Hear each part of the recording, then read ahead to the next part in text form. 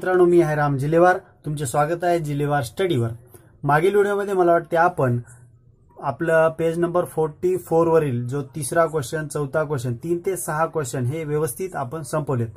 कोणी मागला व्हिडिओ बघितला नसेल तर प्लीज मागला व्हिडिओ बघून घ्या, जेणेकरून तुम्हाला प्रिव्हियसचे गणित समजतील आणि पुढे येणारे सुद्धा गणित समजतील. आजच्या या व्हिडिओमध्ये आपल्याला स्टार्ट करायचे आपलं 7वं गणित, प्रॉब्लेम सेट 2 मधील पेज नंबर 44 वरील. तुम्ही सुद्धा तुमच्या वहीमध्ये अगोदर क्वेश्चन लिहून घ्या आणि क्वेश्चन काय म्हणतो आपल्याला समजून घ्यायचा आहे. चला तर मग स्टार्ट करूया. सर्वात अगोदर क्वेश्चन काय म्हणतो, क्वेश्चन मध्ये सांगितलंय की triangle ABC is an equilateral triangle. की एक ट्रायंगल आहे तो एक इक्विलॅटरल आहे, म्हणजे समभुज त्रिकोण आहे, म्हणजे त्याच्या तिन्ही साइड्स या इक्वल असतील, सिमिलर असतील. Point P is on base BC. त्याचा जो बेस असेल BC, त्याच्या बेसवर एक पॉइंट P आहे. सच दॅट तो पॉइंट कसा आहे की PC ची किंमत ही 1/3 असेल BC च्या, आणि जर AB ची व्हॅल्यू 6 असेल तर आपल्याला AP ची व्हॅल्यू काढायची. आता जोपर्यंत डायग्राम काढणार नाही तोपर्यंत आपल्याला काहीच समजणार नाही. अगोदर काढून घेऊ डायग्राम. डायग्राम मध्ये असं असेल, म्हटल्यास हा असेल आपला ट्रायंगल ABC. यामध्ये हा ट्रायंगल असेल ABC is an equilateral triangle. Point P is on base BC. हा जो बेस BC आहे त्यावर इथे कुठेतरी पॉइंट P आहे, त्याला नाव देऊया आपण पॉइंट P. तो कसा आहे, PC चं जेवढं डिस्टन्स आहे ते डिस्टन्स आहे BC च्या 1/3. म्हणजे BC चे जर 3 तुकडे आपण केले तर तेवढा एक तुकडा आपला PC चा होईल. म्हणजे आपल्याला व्हॅल्यू काढायची AP ची, जेवढं डिस्टन्स AP चं असेल तेवढी व्हॅल्यू आपल्याला काढायची आहे. आता ती कशी काढणार, कोणत्या मेथडचा यूज करणार, या क्वेश्चन मध्ये ना मध्यगेचा आपल्याला उल्लेख कुठे आहे किंवा आपल्याला डायग्रामवरून कुठेच मेडियन आपल्याला दिसत नाही. मग अपोलोनियस यूज करता येत नाही, मग पायथागोरस यूज करायचा आहे तर इथं कुठेही 90 डिग्रीचा उल्लेख नाहीये. मग अशा वेळेस काय करायचं, थोडंसं आपलं शांत मनानं डोकं लावून विचार करायचा की बाबा यामध्ये जर 90 डिग्री नसेल तर तो आपल्याला क्रिएट करावा लागेल, कुठून ना कुठून तरी परपेंडिक्युलर ड्रॉ करावा लागेल, जेणेकरून 90 डिग्री येईल. त्यामुळे आपल्याला पायथागोरस यूज करता येईल. आता काय करूया, आपल्याला क्वेश्चन तर समजलाय, अजून क्वेश्चन मध्ये एक व्हॅल्यू आहे, AB ची व्हॅल्यू 6 दिली. काय दिली? 6. AB ची व्हॅल्यू 6 आहे म्हणजे AC ची व्हॅल्यू सुद्धा 6 राहील, BC ची व्हॅल्यू सुद्धा 6 राहील, कारण हा इक्विलॅटरल ट्रायंगल आहे, जेणेकरून त्याच्या तिन्ही साइड्स या इक्वल असतील. आता सुरू करूया आन्सरला. आन्सर मध्ये सर्वात अगोदर मी काय लिहू शकतो, आन्सर.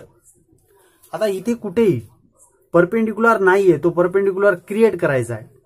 सर्वात अगोदर गिवन लिहून घेऊ. Given triangle ABC is an equilateral triangle. Equilateral triangle. Okay, तो कसा आहे, इक्विलॅटरल ट्रायंगल आहे.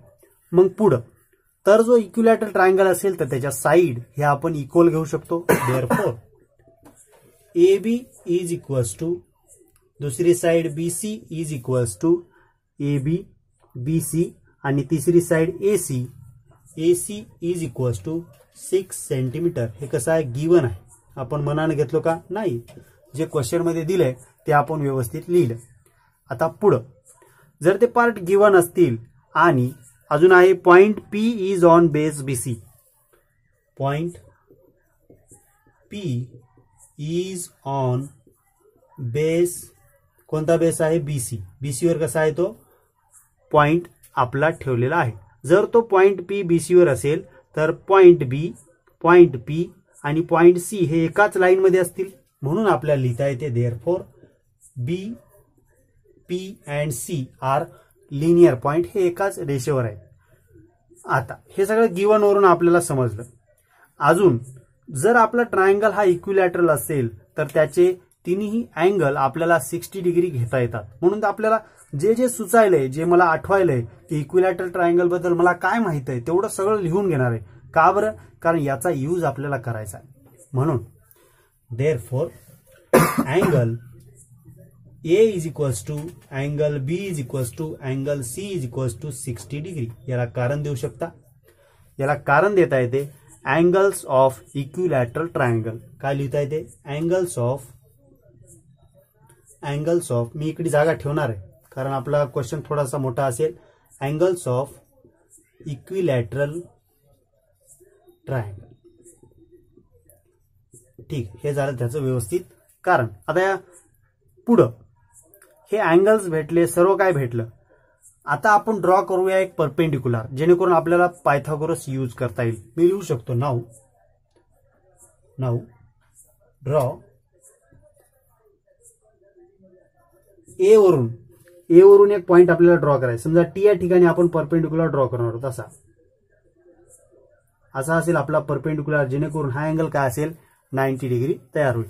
Draw a T perpendicular to side, कोणती साइड असेल, बेस आपला BC, जेणेकरून देअरफॉर इन अ ट्रायंगल. आता एक ट्रायंगल मी निवडतो बघा, जेणेकरून त्याच ट्रायंगल मध्ये आपल्याला सर्व क्रिया करायच्यात आणि त्यामधून आपल्याला व्हॅल्यूज बाहेर काढायचे. हा पॉइंट आपल्याला मिळाला पॉइंट टी. मग ट्रायंगल असेल ATC. Now in a triangle ATC angle T काय झाला, पूर्ण लिहूया नाव. अँगल ATC इज 90 डिग्री झाला. कॉमा अँगल C काय आहे, अँगल C हा 60 डिग्री आहे, म्हणून 60 डिग्री झालं. Therefore angle A plus angle T plus angle C is equal to 180 degree. का लिहिलं बरं, याचं कारण असेल जे काही ट्रायंगल आहे त्याच्या तिन्ही अँगल्सची बेरीज ही 180 डिग्री असते, म्हणून याला कारणासहित आपण देऊया sum of angles of triangle. म्हणजे त्रिकोणाच्या तिन्ही कोणांच्या मापांची बेरीज 180 असते. त्यावरून मी angle A plus angle T plus angle C is equals to 180 degree लिहिता आलं. आता पुढं यांच्या व्हॅल्यू टाकूया. अँगल A ची व्हॅल्यू काय. आता तुम्ही म्हणाल हा टोटल अँगल आहे, हा टोटल अँगल नाही, फक्त जो ट्रायंगल आहे आपला ATC, याच ट्रायंगल मधली अँगल A ची व्हॅल्यू आपल्याला माहित नाही, ती काढायची आहे. म्हणून अँगल A ला angle A plus angle T हा 90 डिग्री आहे प्लस अँगल C हा 60 डिग्री आहे is equals to 180 degree. Angle A plus 90 plus 60 150 degree is equals to 180 degree. Angle A is equals to 180 minus 150, कारण 150 हे positive आहे, तिकडे जाऊन निगेटिव्ह होतील. अँगल A ची व्हॅल्यू आपल्याला मिळाली 30 डिग्री. राईट, हे झाले अँगल A ची व्हॅल्यू. म्हणजे जो आपला ट्रायंगल आहे ATC, यामध्ये अँगल A झाला आपला 30 डिग्री, अँगल T आहे 90 डिग्री आणि अँगल C आहे आपल्या पुढं 60 डिग्री. म्हणून मी अँगल ATC ला 30, 60, 90 डिग्रीचा ट्रायंगल म्हणू शकतो. कोणता ट्रायंगल म्हणू शकतो, 30, 60, 90. हा या ना, इथपर्यंत सर्वजणांचं क्लिअर आहे. बोर्ड करत लक्ष देऊन बघा, कारण हा क्वेश्चन एकदम सिस्टमॅटिक व्यवस्थित आपल्याला सॉल्व्ह करायचं. मी काय काय लिहायलो, कशावरून काय लिहालो, गिवन वरून मी काय लिहिलं, किंवा इक्विलॅटरल ट्रायंगलच्या प्रॉपर्टीज वरून मी काय लिहिलं, आणि आपल्याला क्वेश्चन मध्ये काय पाहिजे ते व्यवस्थित आपण साहित्य आपलं तयार करायलो. जसं आपलं रोजच्या व्यवहारामधलं स्वयंपाक करते वेळेस आपण अगोदर साहित्य तयार करतो, जे काही भांडे कुंडे लागणार आहेत, जे काही आपल्याला माळवं लागणार आहे, माळवं म्हणजे भाजीपाला लागणार आहे, हे सर्व साहित्य आपण व्यवस्थित तयार करतो.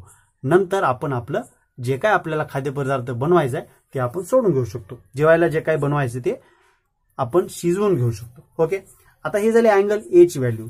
जर अँगल A ची व्हॅल्यू 30 असेल तर मला लिहिता येते देअरफॉर ट्रायंगल कोणता ATC is 30, 60, 90 degree triangle.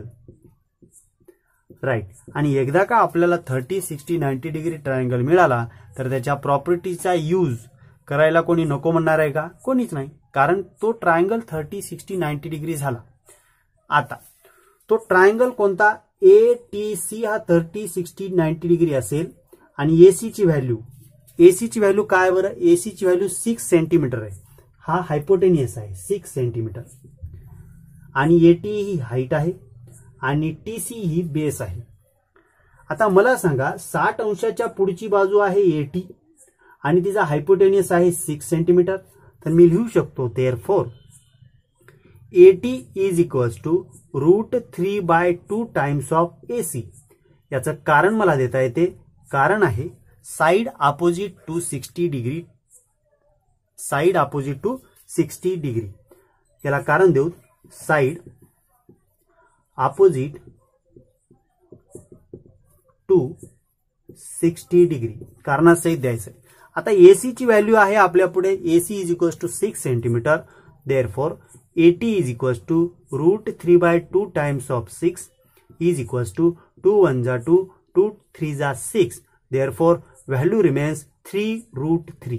3√3 unit असेल सेंटीमीटर. देअरफॉर आपल्याला AT ची व्हॅल्यू मिळाली 3√3 सेंटीमीटर. आपण त्या ट्रायंगल मध्ये घुसायलो. जो काही ट्रायंगल आहे कोणता ATC मध्ये आपण AT पर्यंत घुसलो. बरं मला सांगा आपण AT का काढलं. कारण आपल्याला AP काढायचंय. काय काढायचंय AP काढायचंय. AP हा कोणत्या ना कोणत्या ट्रायंगलचा हायपोटेनियस आहे. AT हा हायपोटेनियस आहे कोणाचा ATPचा. मग मला ATPचा जर हायपोटेनियस काढायचा असेल तर त्याची मला हाईट माहित पाहिजे आणि त्याचा बेस माहित पाहिजे. हाईट आपली AT आहे. AT आपल्याला मिळाली. आता काढायचं आपल्याला TP म्हणा किंवा PT म्हणा. का काढायचं याचं कारण सुद्धा सांगितलंय. कारण आपल्याला आन्सर द्यायचं AP ची व्हॅल्यूचं. आणि AP हा कोण्या त्या लहानच्या जो ट्रायंगल आहे आतमधला त्याचा हायपोटेनियस. मी त्यापर्यंत पोहोचायचं आहे आपल्याला. जसे की CIDचं सिरियल असते बघा. डॉक्टर नाव कोणतं आहे त्यांचं प्रद्युम्न. बरोबर डॉक्टर प्रद्युम्न. जसे की त्यांचे कोण्या ना कोणत्या एक सबूत असते. बारक्या ना बारक्या सुराखापासून ते त्या क्रिमिनल पर्यंत पोहोचतात. तसंच आपल्याला एक सीडी तयार करून स्टेप बाय स्टेप जसे की अगोदर आपण A काढलो त्यावरून तो ट्रायंगल 30 60 90 दाखवलो. त्यावरून आपण AT ची व्हॅल्यू काढलो. आता AT ची नंतर आपल्याला TP काढायचंय. पण TP डायरेक्ट भेटत नाही. त्यासाठी आपल्याला CT काढावं लागेल. पण CT सुद्धा डायरेक्ट भेटत नाही. त्यासाठी आपल्याला PC काढावं लागेल. हे एक स्टेप बाय स्टेप जायचं. आता आपण AT ची व्हॅल्यू काढलो. आता कन्फ्यूज नको. सरळ सरळ AT ची व्हॅल्यू मिळाली. आता पुढे आपल्याला जशी आपण 60 अंश कोणासमोरची बाजू काढली तशी आता 30 अंश कोणासमोरची बाजू. नाऊ अगेन देअरफॉर TC म्हणा किंवा TC CT एकच. TC is equals to TC कोण आहे 30 अंशासमोरची बाजू. Therefore half of hypotenuse. Hypotenuse कोण आहे अगेन AC. देअरफॉर AC ला AC इज इक्वल्स टू. याला कारण देऊ व्यवस्थित. याचं कारण असेल साइड अपोजिट टू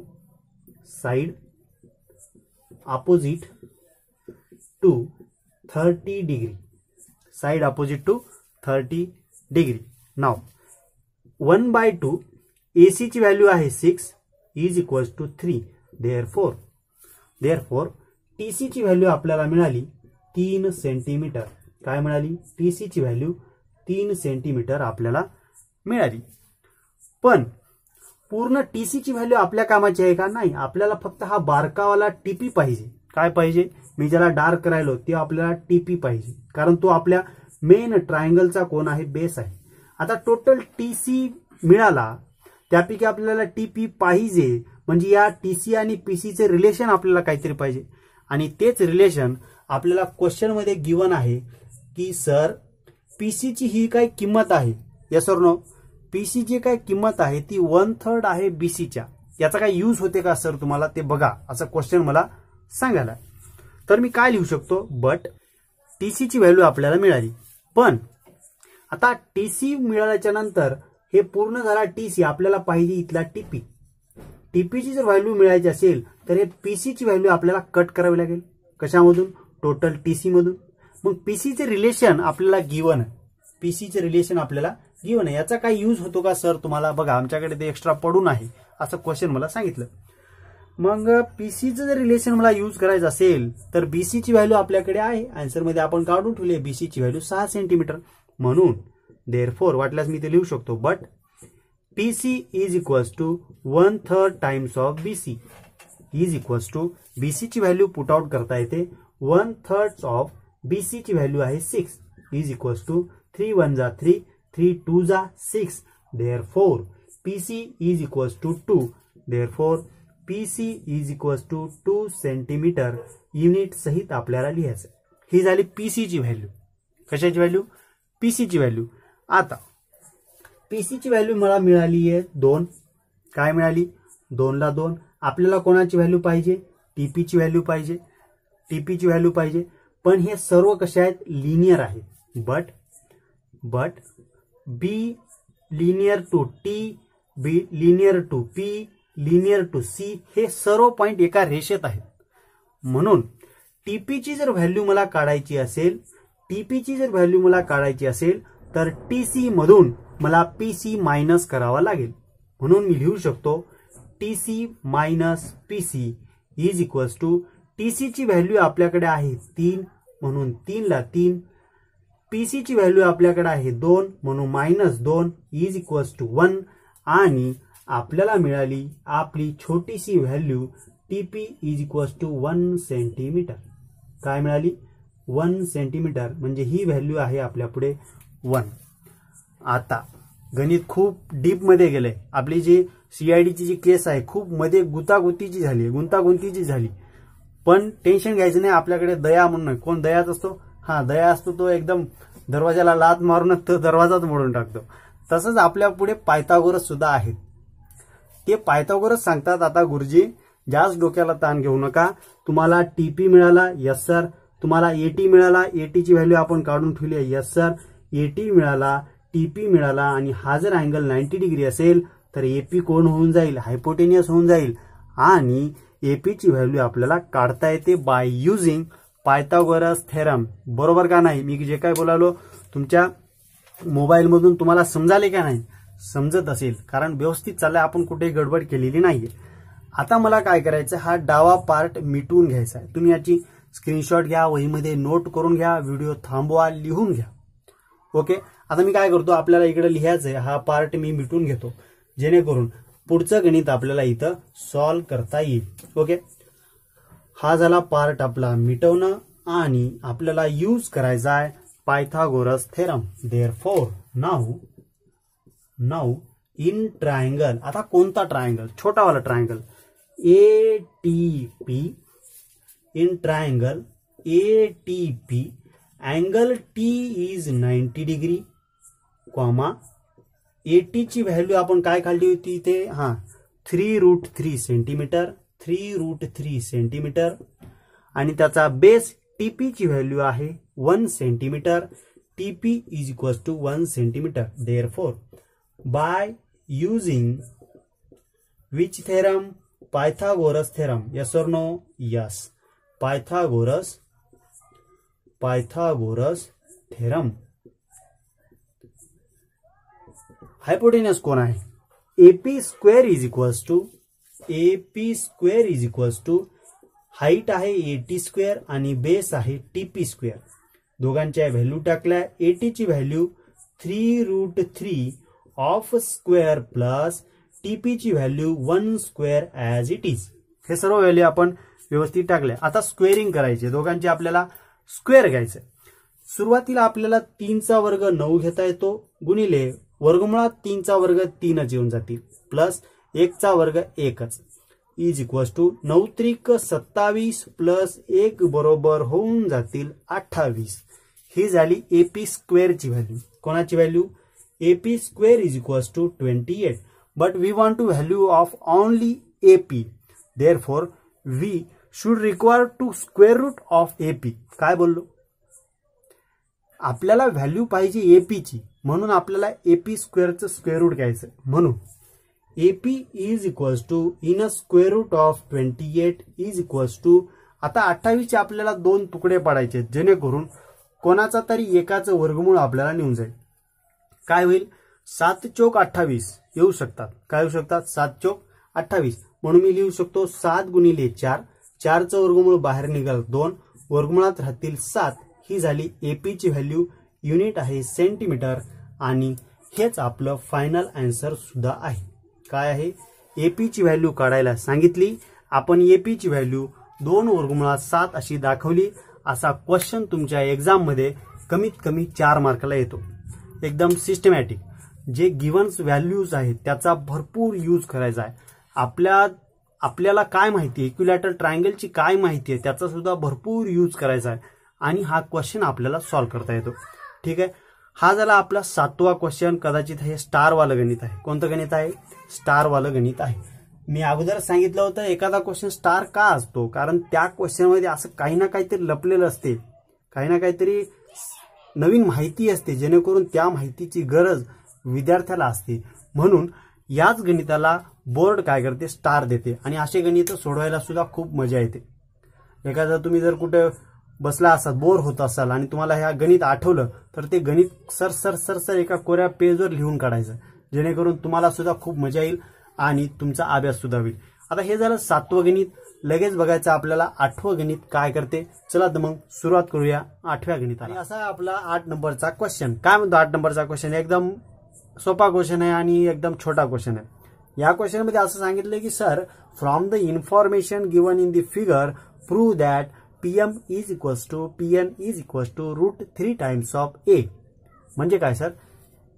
क्वेश्चन असं सांगते की दिलेल्या माहितीवरून ही जी काही डायग्राम आहे मी काढली आहे व्यवस्थित, या डायग्रामच्या माहितीवरून काढायचं आहे आपल्याला PM ची value is equals to PN ची value is equals to √3 times of A.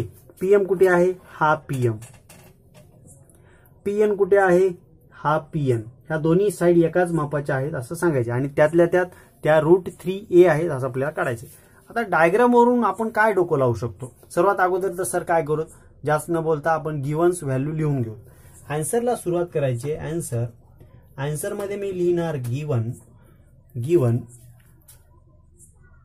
PQ is equals to, जे काय दिले ते आपण मनानं काय घेणार चलो. PQ ची value is equals to PR ची व्हॅल्यू इज इक्वल्स टू, कारण का दोन्ही येच आहे.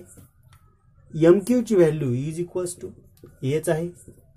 QR ची value is equals to A आहे आणि RN ची value is equals to RN is equals to, सर्वांची व्हॅल्यू दिली आहे आपल्याला A. म्हणून मी सर्व एका लाईन मध्ये लिहून घेतलं, एका ओळीत त्यांना बसवलं. सर्व इज इक्वल्स टू A. ठीक आहे. आता आपण डोकं काय लावू शकतो? डोकं लावू शकतो की MQ ची व्हॅल्यू आणि QR ची व्हॅल्यू जर A असेल तर हा जो Q वाला पॉइंट आहे तो M आणि R च्या मध्यभागी आहे. Yes or no? हा या ना? हा. जर Q हा मध्यबिंदू असेल तर PQ ही मध्यगा असेल. हा या ना? हा. जर PQ ही मध्यगा असेल तर आपल्याला अपोलोनियस थेरम यूज करता येतो. हा या ना? हा. कारण का अपोलोनियस थेरम जर यूज करायचा असेल तर आपल्याला मीडियन लागते म्हणजे लागतेच. Without median we can not use Apollonius theorem. म्हणून मी काय दाखवलं? Q हा पॉइंट मिड पॉइंट दाखवणार. Therefore MQ is equals to QR is equals to A जर असेल, इफ वाटल्या sir if, therefore Q is mid point of MR चा तो काय असेल? मिड पॉइंट असेल. जर Q हा MR चा मिड पॉइंट असेल तर देन इन ट्रायंगल, आता मी एक ट्रायंगल लिहितो. कोणता? PMR. मी हा वाला ट्रायंगल थोडंसं इंडिकेट करतो, तुम्हाला हायलाइट करतो, कारण यामध्ये MQ is equals to QR आहे आणि PQ आपल्याला मीडियन दाखवायचे. Now in a triangle PMR PQ is median. काय असेल? मीडियन. राईट. आणि एकदा काय मीडियन भेटली आपल्याला अपोलोनियस यूज करता येतो. देअरफॉर आता या ट्रायंगल मध्ये अपोलोनियस यूज करायचा आहे. देअरफॉर मी लिहू शकतो now by Apollonius theorem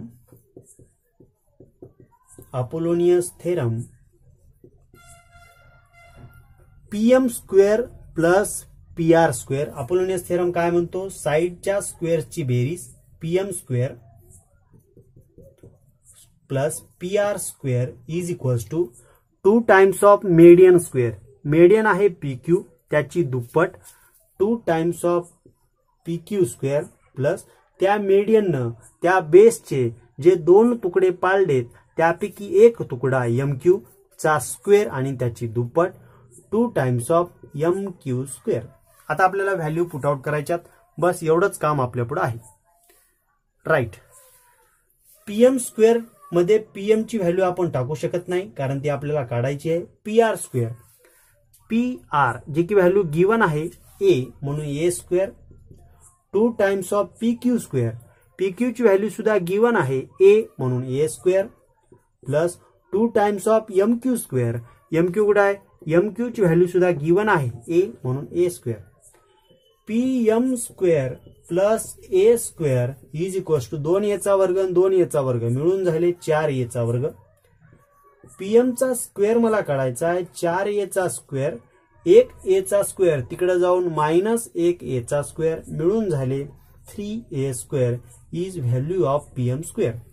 but आपल्याला व्हॅल्यू नुसती पीएम ची पाहिजे म्हणून याचा स्क्वेअर रूट घेणार पीएम होईल आणि याचा स्क्वेअर रूट घ्यायचा असेल तर 3 चा स्क्वेअर रूट 3 आणि ए स्क्वेअरचा square root only a is a value of PM.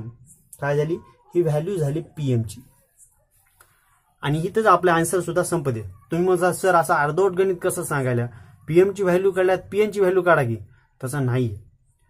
PM ची व्हॅल्यू आपण जशी काढली जसं की डाव्या साईडचा ट्रायंगल यूज करून तशी पीएम ची व्हॅल्यू सुद्धा आपल्याला उजव्या साईडचा ट्रायंगल यूज करून काढता येते.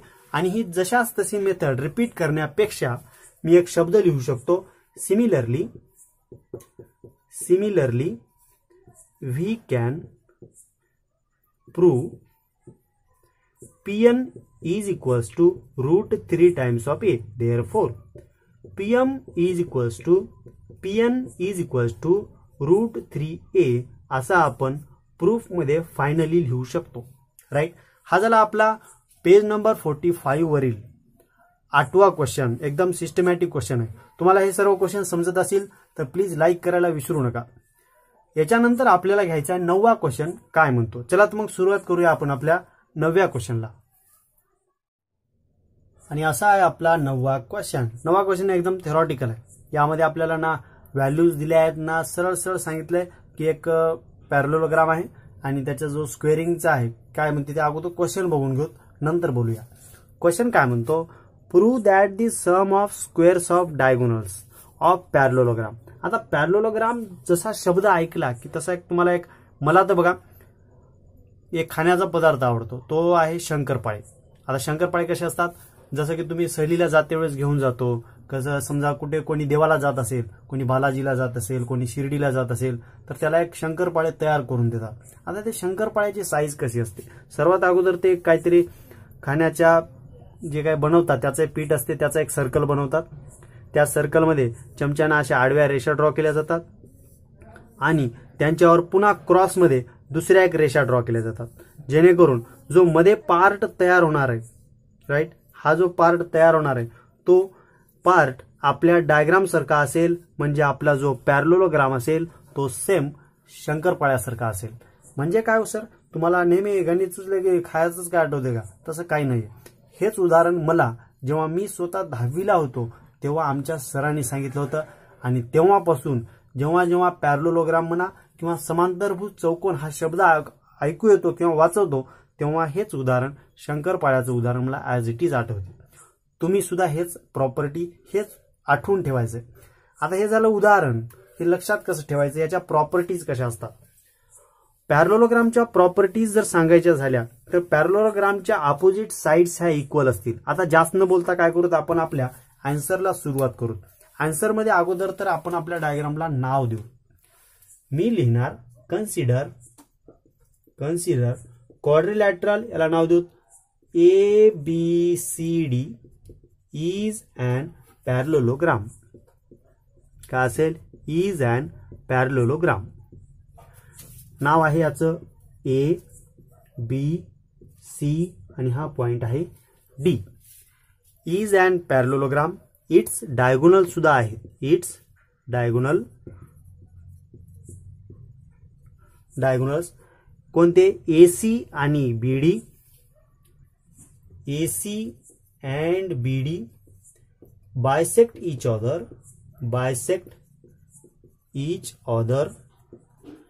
at point याला नाव देत O. at point O. आता बायसेक्ट मी शब्द का लिहिला बरं, कारण मला माहिती आहे की पॅरलोग्रामचे जे डायगोनल्स असतात ते एकमेकाला अर्ध्या अर्ध्यातून कापत असतात. काय दुश्मनी आहे मला माहित नाही. कसे, एसी हा जो डायगोनल आहे तो बीडीला चे 2 तुकडे करतो, म्हणजे बीओचं माप आणि डीओचं माप सारखं आहे. आणि जो बीडी डायगोनल आहे तो एसीचे 2 तुकडे करतो, म्हणजे एओचं माप आणि सीओचं माप सारखं आहे, असं त्याची प्रॉपर्टी आहे. आणि जो पॅरलोग्राम आहे त्याच्या अपोजिट साइड सुद्धा सारख्या मापाचे असतात. एबी ची व्हॅल्यू हे सीडी बरोबर असेल आणि एडी ची व्हॅल्यू हे बीसी बरोबर असेल. राईट. आता हेच प्रॉपर्टी आपल्याला यूज करायच्या. देअरफॉर मी लिहू शकतो काय जे बोललो ते, AB is equals to CD, AB is equals to CD आणि दुसरी आहे AD is equals to BC. याला संयुक्त कारण द्यायचं. याचं कारण काय असेल, sides of parallelogram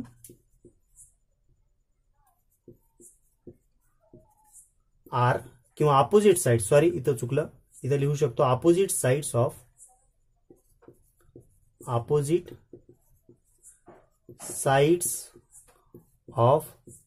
parallelogram, opposite sides of parallelogram are congruent to each other. लिहिण्याची गरज नाही, अपोजिट साइड्स ऑफ पॅरलोग्राम तो तपासणारा समजून घेईल. याला इक्वेशन फर्स्ट देऊ कारण याचा यूज आहे पुढं. हे झालं साइड्स बद्दल. आता लिहूया डायगोनल्स बद्दल. डायगोनल्स बद्दल सांगितलं होतं की एसी चे 2 पार्ट पडतील, एओ आणि सीओ, बीडी चे 2 पार्ट पडतील, बीओ आणि DO. Therefore AO is equals to CO is equals to half of, एओचं माप आणि सीओचं माप अर्धा आहे कोणाच्या, एसीच्या, हाफ ऑफ एसी. पुढचं BO is equals to DO is equals to, therefore BO is equals to DO is equals to half of दुसरा डायगोनल बीडी, म्हणून लिहिणार इथं बीडी. याचं संयुक्त कारण आपण लिहू शकता. काय लिहू शकता, diagonals of parallelogram bisect each other. वाटल्यास diagonals of parallelogram bisect each other.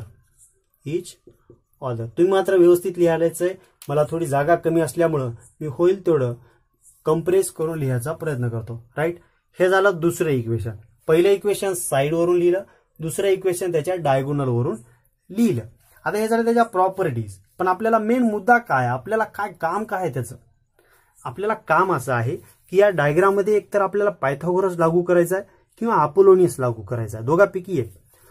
Pythagoras तर लागू होऊ शकत नाही कारण कुठेही इथं 90 डिग्री होईल अशी संभाव्यताच नाही. मग अपोलोनियस कसा यूज होईल. आता मला सांगा, थोडंसं ध्यान द्या डायग्रामकडे. मी जे काय नोट करायला तिथे, हा ओ जो पॉइंट आहे तो ए आणि सी च्या मध्यभागी आहे. का बरं, कारण एओचं माप आणि सीओचं माप सारखं असेल तर हा ओ पॉइंट एसीच्या मध्यभागी असेल. आता वाटल्यास इथे लिहून घेऊ. Therefore O is the mid point of AC. आता मी एक डायग्राम काढतो म्हणजे दुसरी नाहीये, यामध्येच एक डायग्राम काढतो ट्रायंगलची. ती कोणती, ए बी सी. या एबीसी मध्ये हा ओ जो पॉइंट आहे तो एसीचा मिड पॉइंट आहे, म्हणजे बीओ जी असेल ती मेडियन असेल कोणाची, ट्रायंगल ए बी सी ची. Therefore in a triangle ABC BO is median. लिहू शकतो मी, आपण खनखन लिहू शकतो, कोणाची काही भीतीच नाही आपल्याला, कारण डायग्राम जे सांगायली तेच मी लिहालो, म्हणान काय लिहालो का नाही. जर बीओ ही एबीसी ची मेडियन असेल आणि एकदा का मेडियन सापडली तर आपल्याला अपोलोनियस थेरम यूज करता येतो. म्हणून मी लिहू शकतो देअरफॉर बाय अपोलोनियस थेरम कोणती. आता याच्यामध्ये अपोलोनियस लागू करायचा ए बी सी मध्ये. जर बीओ मेडियन असेल तर ही पहिली साइड, ही दुसरी साइड, दोन साइडच्या वर्गांची बेरीज. AB square plus BC square is equals to, जी मेडियन आहे तिच्या स्क्वेअरची दुप्पट म्हणजे BO square of 2 times BO square plus त्या BO ने त्या बेसचे जे दोन तुकडे तयार केलेत, कोणते, एओ एक तुकडा आणि सीओ एक तुकडा, त्यापैकी एक तुकडा सीओ त्याच्या स्क्वेअरची दुप्पट, means 2 times of CO square. हे झाल्या सर्व व्हॅल्यूज. पण आपल्याला नेमकं काय प्रूफ करायचं अजून आपण लिहूनच काढलं नाही, किंवा आपण ज्या बसमध्ये बसलो, ज्या ट्रेनमध्ये बसलो, ती ट्रेन कुठं जाणार आहे अजून काही माहितच नाही. त्यासाठी बघा पुन्हा एकदा क्वेश्चन काढ. Prove that the sum of squares of diagonals, म्हणजे जे डायगोनल्स आहे AC square plus BD square, काय प्रूफ करायचंय, AC square plus BD square is equals to the sum of squares of its sides. Sides किती आहेत, 1 2 3 4. AB square plus BC square plus CD square plus AD square एवढा part आपल्याला proof करायचा. आता इथपर्यंत जाण्यासाठी आपल्याला जेवढा काही डेटा मिळाला आहे तो डेटा आपल्याला इथपर्यंत कन्वर्ट करायचा आहे. मग मी एबी स्क्वेअर प्लस बीसी स्क्वेअरला किंवा बीओ ची व्हॅल्यू सीओ ची व्हॅल्यू चेंज करू शकतो का. बीओ ची व्हॅल्यू मला 1/2 टाइम्स ऑफ बीडी आहे, म्हणून मी 2 टाइम्स ऑफ 1/2 टाइम्स ऑफ बीडी चा वर्ग जशास तसा, 2 ला 2. सीओ ची व्हॅल्यू आपल्याकडे 1/2 एसी आहे, म्हणून 1/2 एसी ऑफ स्क्वेअर लिहू शकतो. 2 ला 2, 1/2 चा वर्ग 1/4, बीडी चा वर्ग जशास तसा, 2 ला 2, 1/2 चा वर्ग 1/4 आणि एसी चा वर्ग जशास तसा. बेक बे बेदोनी 4 म्हणजे 1/2 बीडी स्क्वेअर प्लस बेक बे बेदोनी 4 म्हणजे 1/2 एसी स्क्वेअर. ही व्हॅल्यू आपल्याला मिळाली एबी स्क्वेअर प्लस बीसी स्क्वेअरची. ओके, इथपर्यंत सर्वजण सोबत आहात, इथपर्यंत सर्वांना समजायला. नाव जर आपला प्रूफ पार्ट जर बघितला तर याच्या कुठेही छेदामध्ये आपल्याला 2 दिसत नाहीत, म्हणजे आपल्याला अडचण या 2ची आहे. मग हे 2 जर कटवायचे असतील तर पूर्ण इक्वेशनला आपल्याला 2 न गुणावं लागेल, जेणेकरून हे 2 कटून जातील आणि इकडे 2 येतील. मग पुन्हा काय करता येईल ते आपण बघू. आता काय करूया, मल्टिप्लाय टू ईच टर्म, प्रत्येक टर्मला आपल्याला काय करायचंय, 2 न मल्टिप्लाय करायचंय. म्हणून मी पुढे लिहू शकतो multiply to each term by 2. Therefore 2 न एबी स्क्वेअर ला गुणलं काय होईल, 2ab स्क्वेअर. 2 न बीसी स्क्वेअर ला गुणलं तर 2bc स्क्वेअर. इथं 2 ने गुणलं तर 2 कटून जातील, उरलं फक्त बीडी स्क्वेअर प्लस 2 न एसी स्क्वेअर ला 2 कटतील, राहिली फक्त एसी स्क्वेअर. नाव आता आपल्याला साइड्सचा यूज करायचा आहे. मला सांगा एबी हे सीडी बरोबर आहे आणि एडी हे बीसी बरोबर आहे, म्हणजे एबीचे जे काही 2 तुकडे पडतील 2 टाइम्स आहे ना, म्हणजे मी एक ठिकाणी एबी लिहू शकतो आणि त्याचं रिप्लेशन सीडी लिहू शकतो, म्हणजे इथं साइड्स येऊ शकतात असं मला अंदाज मिळाला. आणि इकडे आहे AC square plus BD square, म्हणजे आपले डायगोनलचे जे स्क्वेअर्स यायचे होते ते आपले उजवीकडे ऑटोमॅटिक आलेले आहेत, तयार आहेत. फक्त आपल्याला इकडे साइड्स तयार करायचे जेणेकरून जो काय आपला प्रूफ पार्ट होता तिथं आपण पोहोचू शकतो.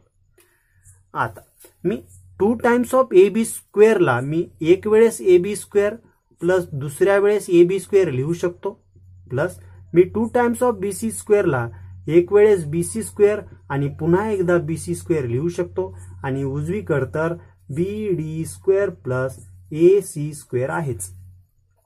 नाव पहिली साइड एबी स्क्वेअर मला इथं मिळाली, एबी स्क्वेअर मिळाली. दुसरी मला बीसी स्क्वेअर पाहिजे. मग बीसी स्क्वेअर जर आणायचा असेल तर मी एडीच्या ठिकाणी बीसी लिहू शकतो फ्रॉम इक्वेशन फर्स्ट, म्हणजे जिथं काय बीसी आहे तिथं मी एडी टाकू शकतो. एक वेळेस तर बीसी ठेवायचा आहे, 2 नंबरची साइड वाटल्यास मी इथे ठेवू शकतो. 3 नंबर कोणती आणायचे, एबी स्क्वेअर भेटली, बीसी स्क्वेअर भेटली, सीडी स्क्वेअर पाहिजे. सीडीचे रिप्लेशन काय आहे, सीडीच्या एबीच्या ठिकाणी मी सीडी घेऊ शकतो, म्हणजे इथं 3 नंबरला मी सीडी आणू शकतो.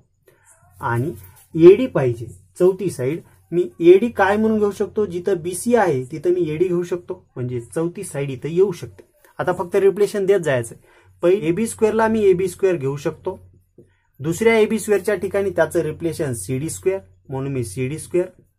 बीसी स्क्वेअरला बीसी स्क्वेअर मला जशा तसं ठेवायचं आहे, आणि दुसऱ्या बीसी स्क्वेअरच्या ठिकाणी त्याचं रिप्लेशन एडी स्क्वेअर घेऊ शकतो, आणि पुढं बीडी स्क्वेअर प्लस AC स्क्वेअर जशास तसं आहे.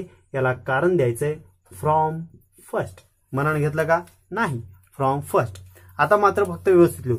AB स्क्वेअर पहिली आहे म्हणून मी AB स्क्वेअर, दुसरी BC स्क्वेअर आहे मी दुसरी घेणार इकडं BC स्क्वेअर, प्लस तिसरी साइड CD स्क्वेअर आहे, तिसरी साइड इकडे घेणार CD स्क्वेअर, प्लस चौथी साइड AD स्क्वेअर जशास तशी, आणि दोन डायगोनल आहेत BD आणि AC, BD square plus AC square, BD square plus AC square. बघा बरं आलं का?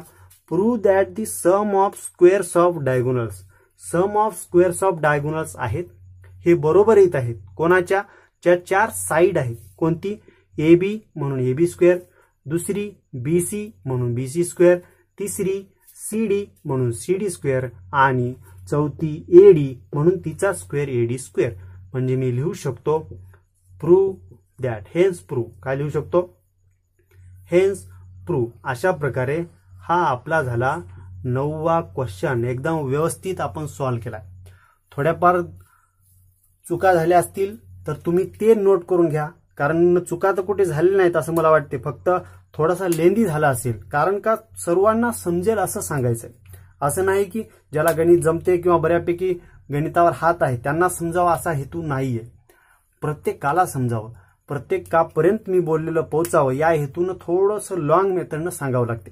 काही हरकत नाही, कारण हेच गणित तुम्हाला तुमच्या एक्झाम मध्ये 4 ते 5 मार्काला दिसून येतात. याची प्रॅक्टिस भरपूर करायची, एकदा दोनदा लिहून घ्यायचंय, जेणेकरून तुमच्या हाताला सवय होऊन जाईल आणि ते गणित कधीही कुठेही कितीदा येऊ जा तुम्ही मात्र ते सॉल्व्ह करणार. ठीक आहे. हे झालं आपलं 9वं गणित, आणि या व्हिडिओमध्ये आपण इथेच थांबूया. कदाचित या व्हिडिओमध्ये 3 गणित झाले असतील, 7वं, 8वं आणि 9वं पेज नंबर 45 वरील. ठीक आहे. हा व्हिडिओ तुम्हाला आवडला असेल तर प्लीज लाईक करा, आणि या व्हिडिओमध्ये काही चेंज करता येतील तर प्लीज कमेंट करून सांगा. पुन्हा भेटूया पुढच्या व्हिडिओमध्ये. जय हिंद.